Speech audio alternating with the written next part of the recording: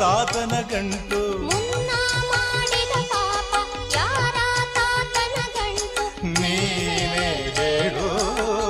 ರಾಘವೇಂದ್ರ ಎಲ್ಲಿದ್ದರೇನು ನಾ ಹೇಗಿದ್ದರೇನು ನಾ ರಾಘವೇಂದ್ರ ನಿನ್ನಲ್ಲಿ ಶರಣಾಗಿ ನೀ ನನ್ನ ಉಸಿರಾಗಿ ಬಾಳಿದರೆ ಸಾಕು ರಾಘವೇಂದ್ರ ಹಾಲಲ್ಲಾದರೂ